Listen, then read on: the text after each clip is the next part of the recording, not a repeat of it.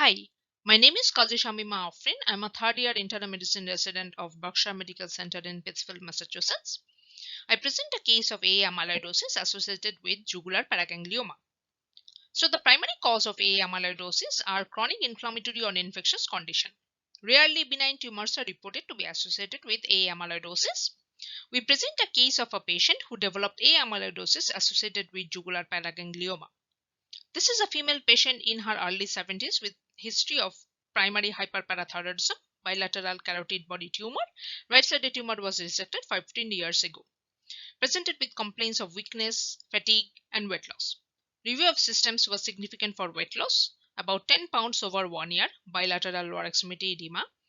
Vitals were within normal limit except elevated blood pressure, which was 179/83.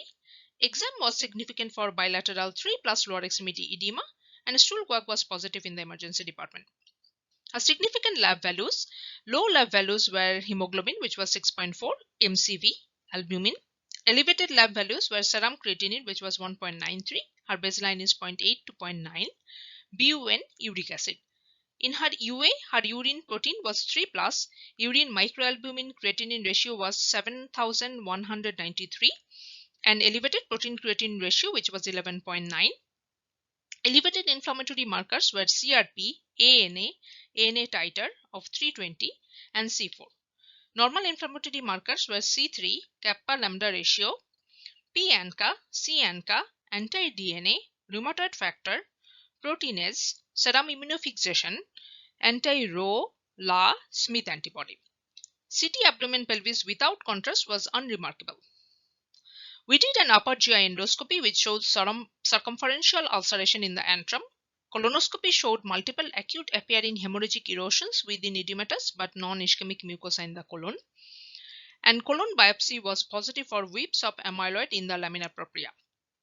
She also underwent renal biopsy which was positive for AA amyloidosis involving glomeruli and arterial vessels. She was treated with supportive therapy while she was in the hospital and responded well. She was discharged from the hospital to get further evaluated by amyloidosis clinic and another facility. Jugular paragangliomas are benign tumors that grow slowly but are locally aggressive. Amyloidosis is generally referred as extracellular tissue deposition of fibrils composed of low molecular weight subunits of variety of proteins, and many of which circulates as consequence of plasma. The association between paragangliomas and AA amyloidosis has been rarely reported. The kidney is the most common organ that is affected. However, GI tract can be involved too, as in our case. In this case, patient's inflammatory infectious neoplastic workup was negative.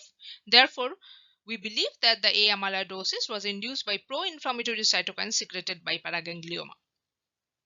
In general, the presence of type AA amyloidosis is associated with possible underlying chronic inflammatory or infectious conditions.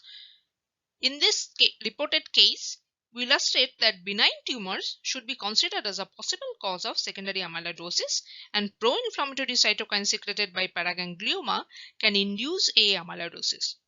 It should be noted that early recognition of this disease can help avoid multi-organ injury. Thank you.